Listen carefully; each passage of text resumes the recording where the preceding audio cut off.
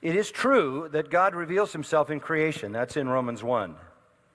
It is true that God reveals himself in conscience, the moral law written in the human heart. That's in Romans 2. But that does not mean that man on his own, based on that natural revelation, can be saved. The knowledge that man has of God, manifest in the creation and revealed in the moral law that is behind the function of his conscience, is not enough to save. It is only enough to damn. Romans 1:18, the wrath of God is revealed from heaven against all ungodliness and unrighteousness of men who suppress the truth in unrighteousness. The sinner in his natural condition is dead in trespasses and sins, and dead means dead. You can't respond. He is blind, ignorant, double-blinded by Satan, according to 2 Corinthians 4, so that the glorious light of the gospel can't penetrate the darkness.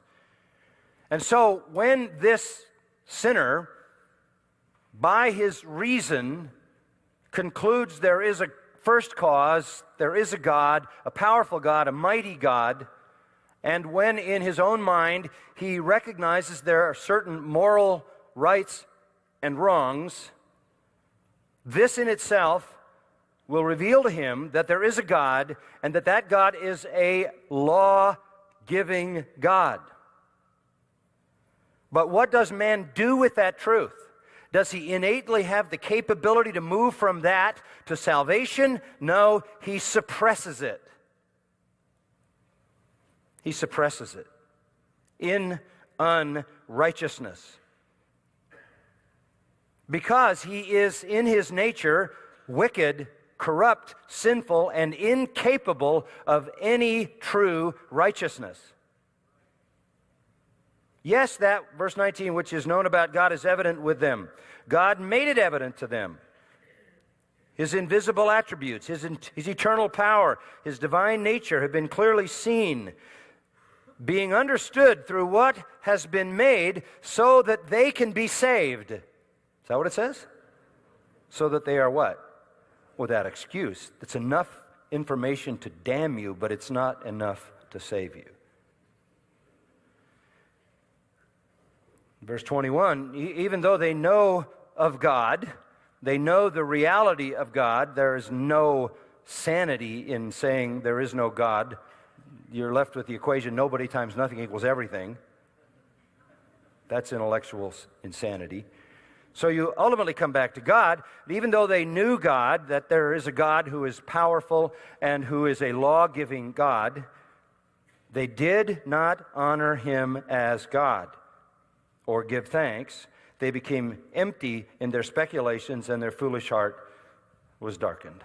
Whatever faint glimmer of light appeared on the path of reason and conscience went black. At the heart of the whole system of Calvinism, at the heart of the whole biblical understanding of salvation is this great recognition. This is the most important doctrine, I think, of all. If you get this one wrong, you're going to mess up everything that comes afterwards. Man is utterly unable to believe in the truth by himself. That's the issue. People always get stuck on the sovereignty of God in salvation. You better get before that the right kind of understanding of the sinfulness of man, and then you will understand that the only way that man could ever be saved would be if God blasted into his life and gave light and life to the dead and the dark. So what happens is they dishonor God. They're not thankful. They become empty in their speculations. There's complete darkness in their hearts. And of course, they profess to be wise. They become fools. They exchange the glory of the incorruptible God for an image, and he goes on to talk about idolatry. So what is this? God has placed in man evidence from reason that he exists, Evidence from moral law and conscience that he exists. And what do sinful men do with that? The only thing that sinful men can do with that: pervert it, shut it down, blow out the faint, flickering light of reality, so that they are not able to be saved, they are just able to be justifiably condemned. And they make their choice, and where do they end up? Verse 24, they wind up in sexual lusts, dishonoring their bodies.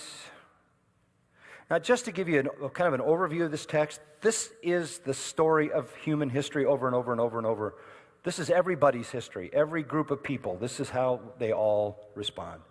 Like Acts 14, God has allowed the nations to go their own way. Just this is all throughout history. Cycling, it's the same old story. All men have reason to take them to the knowledge of God, conscience to take them to the fact that God is a lawgiver, and they have a certain accountability, but they suppress it, they override it, they corrupt it, they pervert it, they don't follow it because they're incapable of that. And instead, they wind up in sexual lusts. Verse 24. Verse 25, they exchange the truth of God for a lie. Worship, serve the creature rather than the Creator, who is blessed forever. Amen. They reject the light of truth, and they believe a lie, because that's all they're capable of, really. For this reason, further, verse 26, they fall into not only sexual sin, but homosexuality. Goes on to describe this homosexuality in these two verses, leading with women, and that's the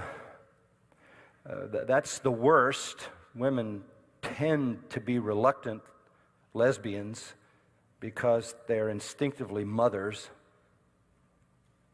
and wives. And so the fact that they're listed first means that this is a severe overturning of normal instincts. And then, of course, he follows up, they don't want to acknowledge God. Verse 28, God just let them go. So what do you get with an unaided pagan?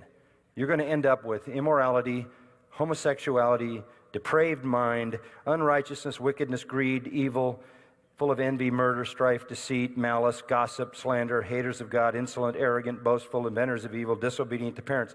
The point, and it goes on, the point is, this is where your natural theology leads you, unaided by God. They suppress what is true. They don't follow it to more and more enlightenment on their own strength and by their own ability.